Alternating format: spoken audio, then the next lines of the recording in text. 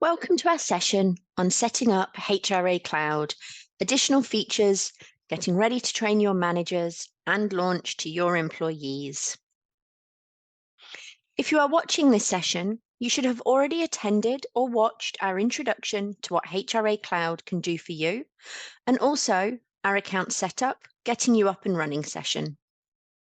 If you have completed the steps we covered in the previous session, your account will be branded with your company details, your branch structure will have been set up, your employees will be sitting as records in your HRA Cloud account with all of their associated documents and competency records completed. You will have also uploaded your company HR documents. This session is designed to take your setup of HRA Cloud to the next level and assist you to utilize all functionality within the system. In this session, we're going to take you through those additional features that you can utilize in HRA Cloud. We're going to cover how to set up your organization chart, security and user access for any managers that you're wanting to add to your account. We're going to look at employee professional development and an overview of the online performance review module. We'll have a look at an overview of the work health and safety module. We're also going to take a look at how you can manage contractors and volunteers. We'll look at the Seek integration and applicant portal, and then how to launch HRA Cloud.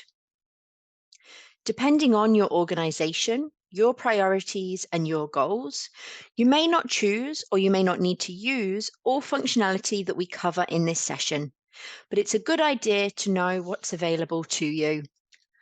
At the end of today's session, you'll be ready to learn how you can use HRA Cloud to manage your employees on an ongoing basis. So let's jump into the demo and get started. This is what you'll see when you log into your HRA Cloud account. This is the home screen in the management view, and you should be quite familiar with this by now. I'm currently logged into an Australian account. The look and feel will be the same for our Australian and New Zealand accounts. However, the legal documents and templates within the system will be different to reflect differences in legislation. There will also be some terminology differences between both countries. You should have already attended or watched a recorded version of our introduction session, which takes you through the navigation of the home screen. If you're attending this setup session, you're most likely an account admin and should have access to see and do everything needed in your account. If there is something that you can't see or do, please let us know so we can check your user access settings. We also cover this topic later in this session, so you might be able to have a look at it yourself. We're going to start the session by covering how to set up your organization chart. The organization chart functionality in HRA Cloud is based on the employee rather than on a position within the organization. Once set up, your org chart can be used in setting up your access control settings for other management users. It is also used within our performance review functionality as well.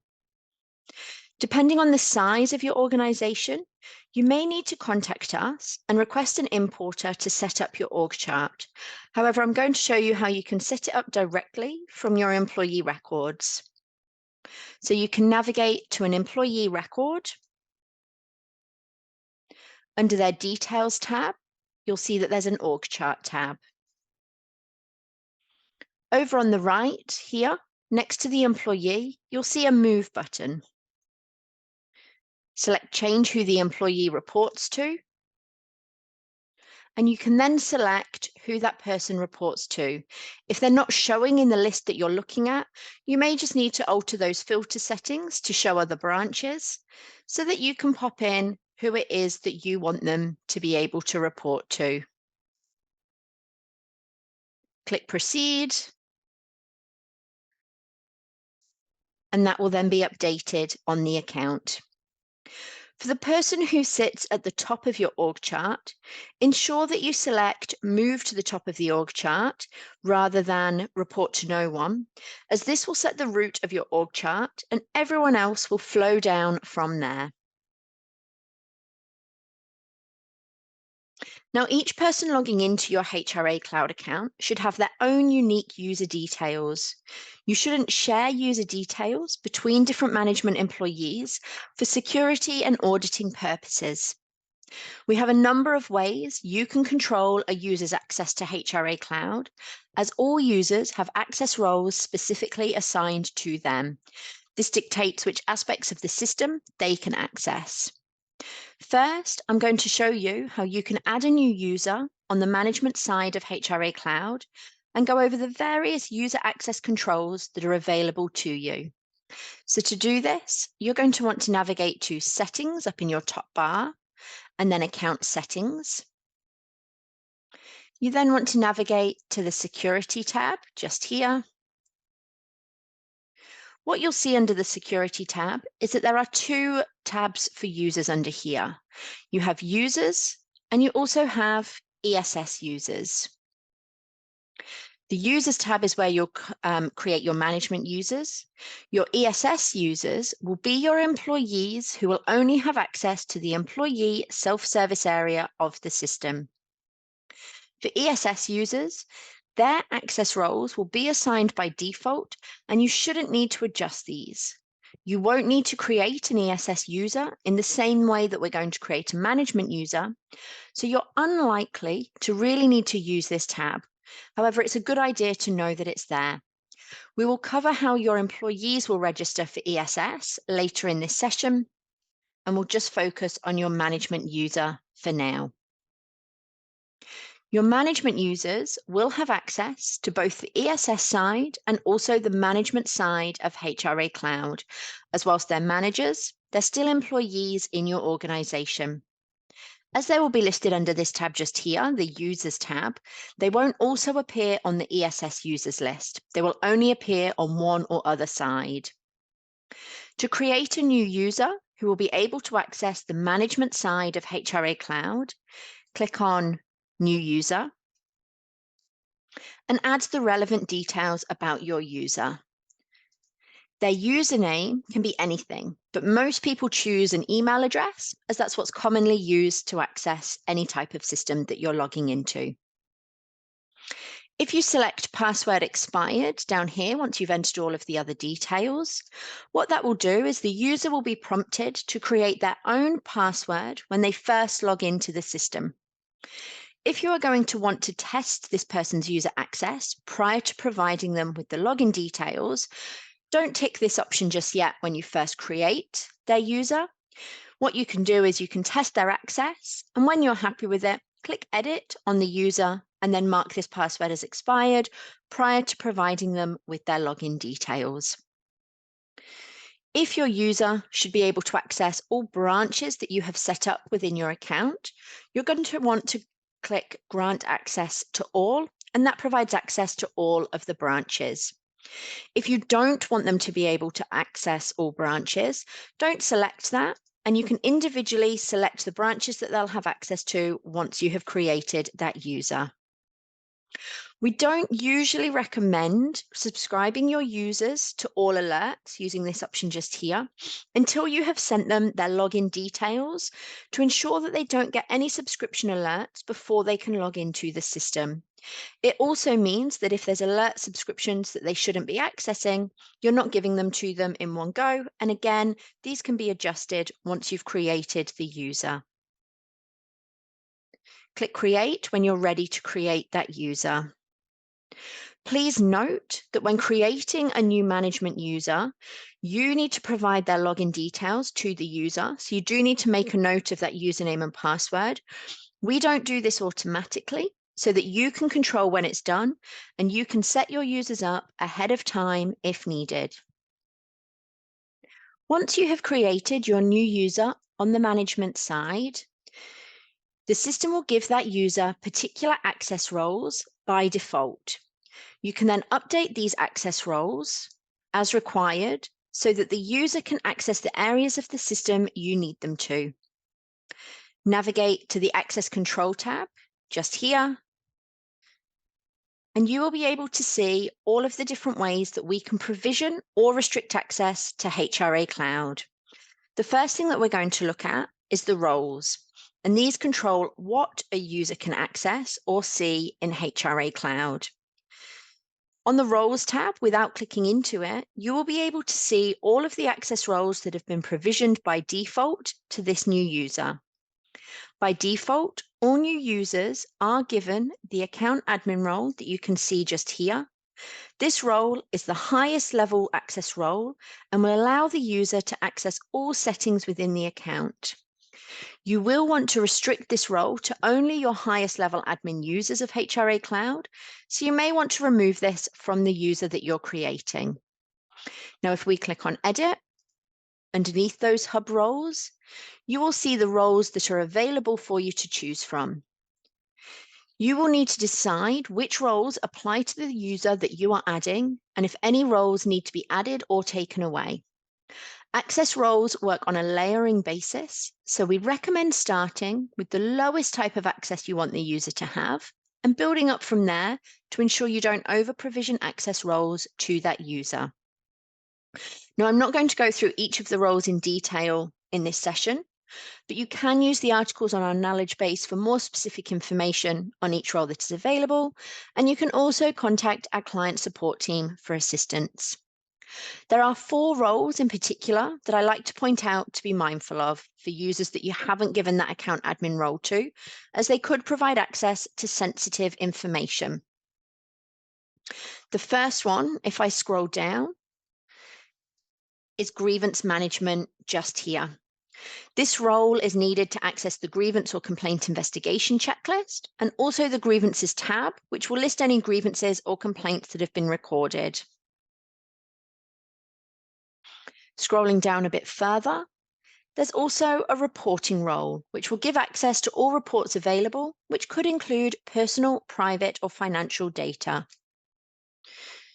Restricted documents. This will give users access to restricted notes and the ability to create or view documents with the document type of sensitive. View sensitive notes, this role just here. This will give users access to see sensitive notes on an employee record. So again, you're going to want to consider whether this person should have access to that. Now, anybody that has marked a note as being sensitive will be able to see that note that they have written without having this role. If someone has the account admin role, that high level role, they also won't need these additional roles because they've got account admin access. For your users who shouldn't have the account admin role, but should be accessing the employee management module, if I scroll up here, you'll see that we have a number of different roles that cover the employee management module, and there are different variations. We start at the top with employee management, and this role gives access to all features of the employee management module.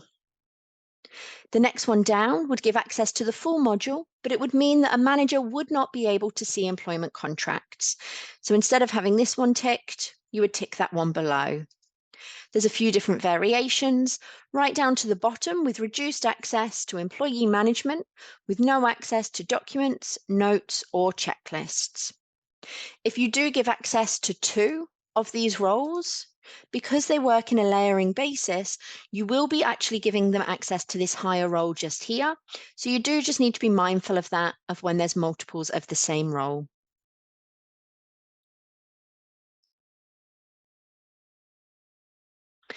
Now that we've looked over what users can view in HRA Cloud, let's take a look at how you can control who your users can view, including their own employee record. You might need to use a combination of these options to get your optimal setup, and it will depend on your individual structure and circumstances.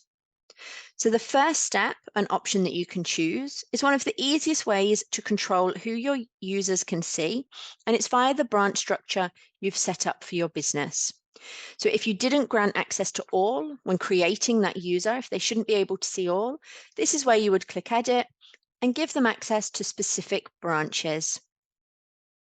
This works particularly well if you've structured your branches by department.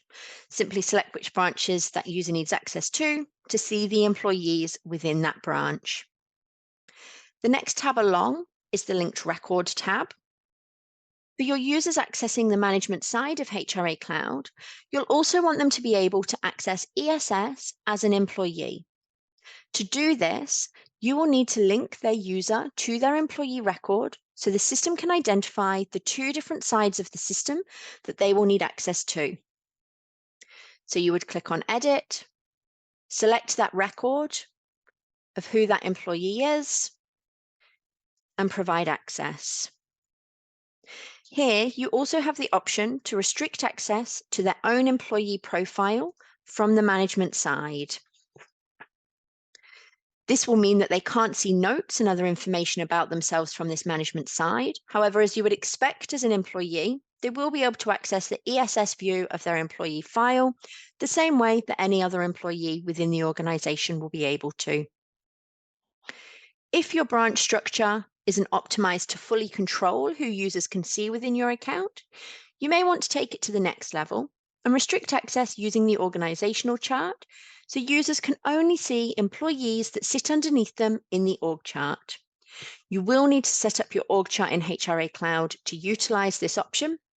And another thing to consider with the organization chart restrictions is if you're only using branch access, if you bring on a new manager in future and give them access to that branch, they would also be able to see any non-current records within that branch. So just something to be mindful of and why else you might want to choose to use that org chart restriction. The next tab along and our final option is blacklisting. So you can choose to blacklist certain employee IDs from your users so that they can't see their employee record on this management side. You may choose to do this if you're controlling access through branches and you have two managers within the same branch who you don't want to be able to see each other's employee records. It might also be if you're not using a branch structure, maybe you've got different members of the same family or different friends within the account and one of them's a management user, you may choose to blacklist those employee IDs so they can't see people that are closely linked to them. Now that covers off the main areas of that user access control in terms of what and who you can see. Within HRA Cloud, we have functionality to assist you with managing your employees' professional development. And there are two features that you can utilize. You can record objectives and development goals, and you can also run an online performance review process. These two features can be used hand in hand or standalone. If you already have objectives and development goals set up for your employees, you can upload these into HRA Cloud as part of your initial setup process. If you don't, you might like to do this as part of your launch process with your employees. To set these up, you can either upload them using an importer, or you can upload them individually directly onto an employee's record. So to utilize the import, you're going to navigate to Actions up in the top, and then Integrations. We're going to go to the Excel importer just here, and select Import Objectives and Development. Through here, you will be able to use our templated document, populate it with the information about your employees, and when you've done that, you're going to upload and verify that file and follow any prompts given to you on the screen. If you want to enter these individually or make any amendments to the ones that you have uploaded, you're going to navigate to an employee record, across to the Objectives and Development tab, click on Add Objective, and through here, you can then add those objectives depending on what fields you're needing to populate. You'll see that fields 1 to 4 are mandatory and fields 5 to 9 are optional, indicated by the stars just here. As mentioned, objectives and development goals can be used in conjunction with our online performance review functionality. However, they can also be updated at any stage during an employee's tenure by management or by the employee themselves through their ESS. Personal objectives that are entered into HRA Cloud are the exception, and they will not be included in a performance review process. So if I click up here on type, you'll see that there's personal, operational, or strategic. The fields will just change slightly. Operational or strategic, these are the ones that will fall into a performance review process. Online performance reviews isn't an area of HRA Cloud that is necessary to set up prior to launching HRA Cloud to your managers and employees. For that reason, we're not going to go into it in detail in this session, but I will give you an overview of what you'll be required to set up when you are ready to utilize it. And we have other training resources available to you when you get to this stage, or if you're wanting to do it now. We have articles on our knowledge base and also other training videos as well. So to set this up, you can navigate to Settings, Performance Reviews, and we're just going to go to the Key Result Area tab first. Under here, you will see that the system comes pre-populated with a library of around 30 different KRAs that are all grayed out, meaning that you're not able to edit them. They are system-generated ones. They are all linked to our standard 5-point scale, and they all have some KPIs attached to them. If you want to use a different rating scale, other than the 5-point scale that we have as a standard in the system, you can set this up under the Rating Scale tab just here. Now, you could create a 4-point scale, you could create a 1 to 10, a yes, no, whatever's going to work for you and your organization. Once you've set up your desired rating scale, if you're not using our standard one, under that Key Result Area tab, you can also build out your own key result areas. You would click on New Key Result Area, enter the details, including that rating scale just there. Finally, in terms of the settings, you've got the ability to utilize groupings. With groupings, they can group those key result areas so that you can easily apply them to your employees without needing to apply every single individual KRA. So it helps bring some consistency into your account and how you're managing it. There is also an importer available to you if you want to use it for entering all of this data. And again, under Actions, Integrations, our Excel importers, and if I scroll down, there's one here in relation to performance review details. So that's the first setup stage in terms of online performance reviews. The second stage of the process is to apply those key result areas to your employee records.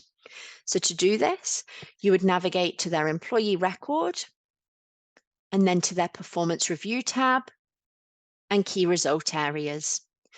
Through here, you can manage group assignments and apply them in group, or manage individual KRAs and choose from that library either of our pre-built KRAs or any that you have entered yourself.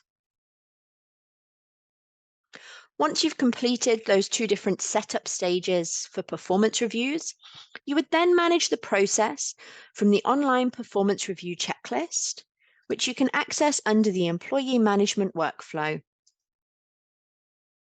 You'll see just here, we have a flexible and a standard process that you can utilize. We generally recommend using the flexible process where possible, just because it gives you a few additional options. And if you start with the standard process, you can't then use those options that are included in the flexible process. For performance reviews, it is one of our checklists that you can also launch in bulk. So up here, we have bulk launch checklist, and you can go through the process to do that performance review one for multiple employees at once. Now, that's a very quick overview of the performance review setup and functionality. And I would recommend watching our specific training videos and reading our knowledge base articles just to assist you with getting that set up when you're ready to do so. If you have access to our work health and safety module that you can see the icon for just here, your setup items may vary depending on the findings for your work health and safety audit, which is why we won't cover it in detail in this session. As an overview, you'll see that the workflows that we're looking at the moment have changed color to match the color of the module icon just over here, so you can easily identify that you've moved between the different modules. For work health and safety, we split those workflows into a life cycle of 3 again, and we talk about leading safety, so everything from a governance compliance perspective, managing safety, and then engaging on safety. Within these workflows, These hold all of the checklists or the WHS processes that you may need. There is an extremely comprehensive checklist under Lead Safety called Setting Up Workplace Health and Safety Policies and Procedures. This checklist will assist you to create all documentation required and will provide you with some guidance as to what you need to manage your work health and safety obligations. Under Manage Safety, just here, you have access to checklists to take you through both hazard and incident management processes, and there's also one to take you through injury management and return to work. You'll see down here in the document management area, the tabs have changed compared to the employee management area.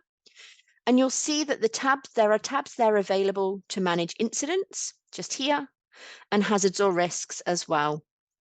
Now, these can be entered directly in here from the Add Incident Record button or from your employees through their employee self-service portal.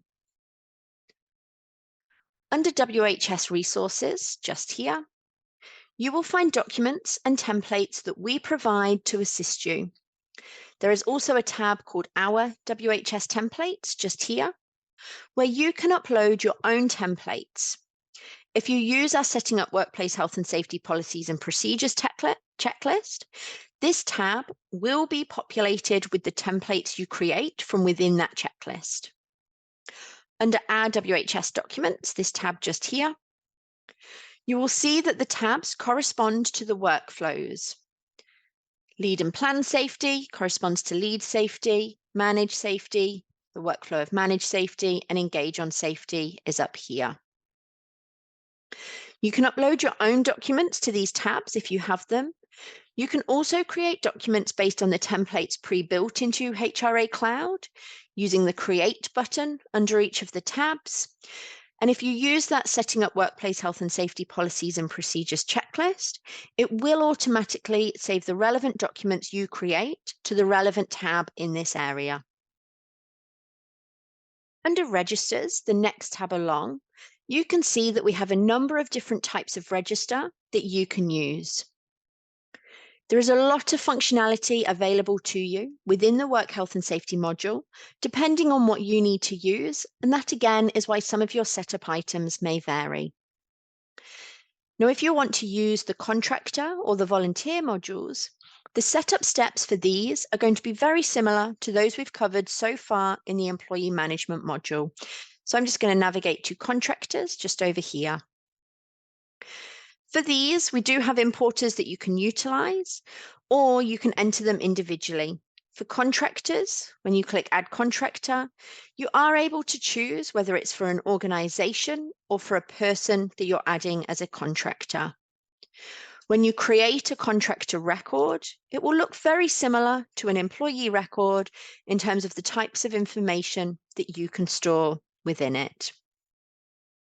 Some tabs in the document management area down here will change, and then some will be the same across all parts of the system. So you will see here that you've got tasks, self-service approvals, and also alerts, as you also have in the employee management module as well. Depending on how you recruit for new members of staff, you may want to use our Seek integration or our applicant portal. Some clients use both. Our client support team will need to assist you with the setup of both of these features. If you haven't yet discussed it with us and want to use the Seek integration, please email the request through to support@hrassured.com. We will reply to your email requesting some details that we'll then send through to the team at Seek. With the Seek integration, every time someone creates an application for your advertised role, they will be created as a candidate within your HRA Cloud account. You can then manage them within HRA Cloud using our interview and shortlist candidates checklist that you can access under the pre-employment workflow just here. For the candidates that you don't want to take through that process, you can use our unsuccessful candidate checklist, which is another one that can also be launched in bulk from under the Actions option just up here. If you want to use the applicant portal within your account, and I'll just open up a version of it just here, we'll need a few details from you to help us set it up. We'll need to know which branch you want the applicants to go into as candidate records, and we usually recommend that you set up a specific branch for your applicants to go into. We'll also need to know which type of user you want to be notified when a new applicant applies. Once it is set up, you can use the URL that is specific to your organization on your website, on job boards, or however you like. When an applicant fills in their details through here, a candidate record will be created in your account, and any documents that they have uploaded down here at the bottom will also be uploaded under the Documents tab in their candidate file.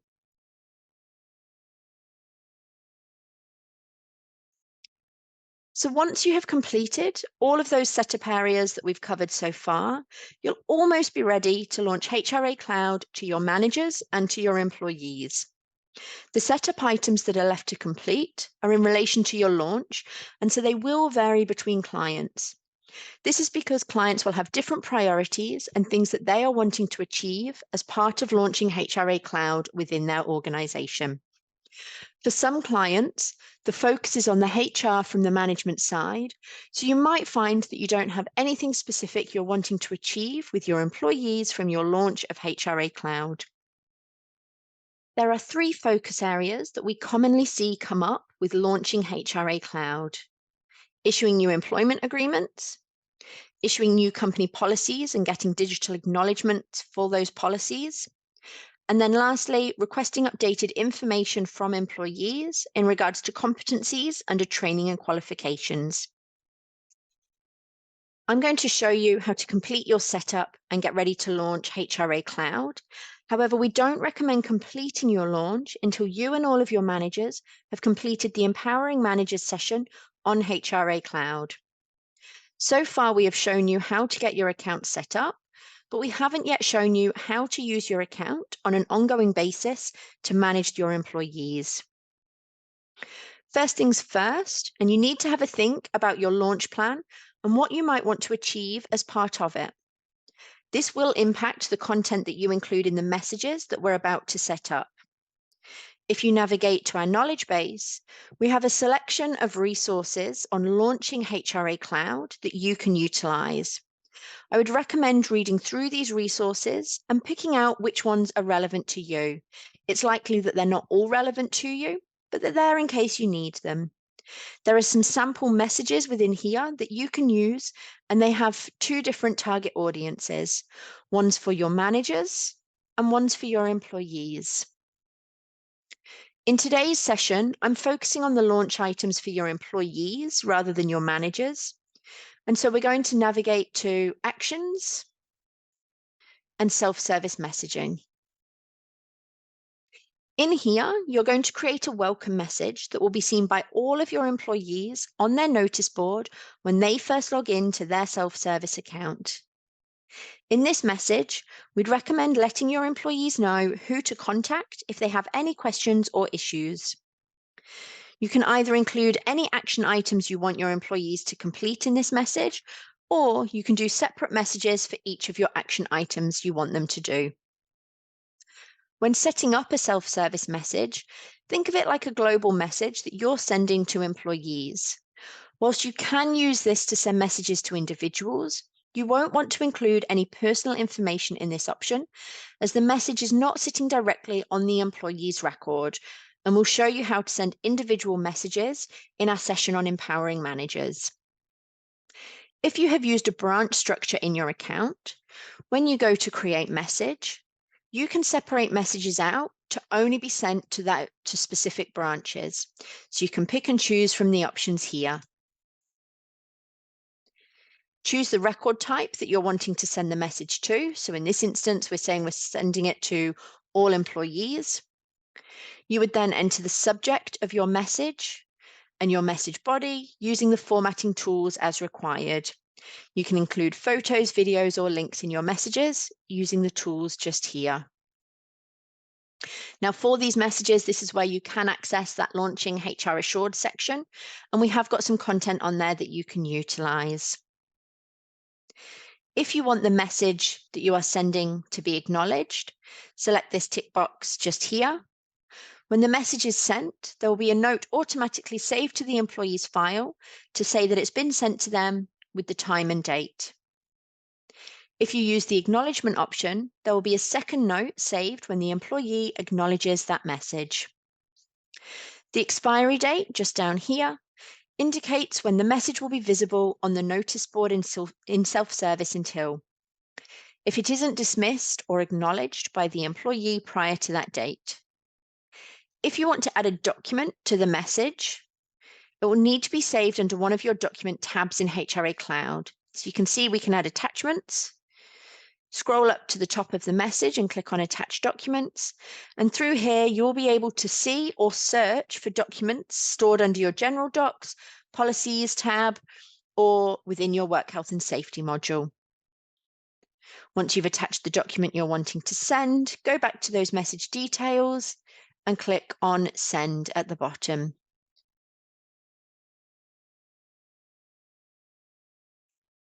Once you have set up any welcome or action messages for the notice board in employee self-service, and you have attended or watched the Empowering Managers session, you will be ready to launch HRA Cloud to your employees. The final thing that you'll need to do is to get your employees registered for their own access to employee self-service. For the majority of clients, this will be done by emailing your employees and including their unique registration link for your business. You will locate this by going to Settings, Account Settings, and navigate to the Commercial tab. Through here, you will find your own unique URL link that you can share with your employees. When one of your employees uses this link, they will enter their email address to indicate who they are. HRA Cloud will locate your account from the link used. The system will use the employee's email address to locate their own employee file in your account and provide them access through employee self-service. Please note, this is unlikely to be the registration method for ESS that you use on an ongoing basis with new employees. This is the method you'll use for your current employees during your launch phase. As mentioned, there are some draft templates for the email under that launch section in our knowledge base that I previously showed you. You can draft your email so it's ready, but we recommend that you don't share it with your employees until you are happy your HRA Cloud account is fully set up. You and your managers have also attended or watched our session on empowering managers, and you've also shared those login details for your management users with them, and they've had a chance to log in and get familiar with the system. So that's everything that we need to cover in terms of your setup and the functionality available to you in HRA Cloud. And by now, you're ready to learn how you can use HRA Cloud to manage your employees on an ongoing basis. As I've mentioned already, the next thing for you to do is to attend or watch our session on empowering managers. This session is for both account admins and managers and will guide you through how to use HRA Cloud on an ongoing basis. In our next session on empowering managers, we'll cover the following topics: how to navigate around HRA Cloud, how to manage employees, how to communicate with employees via email, ESS, and assigning tasks.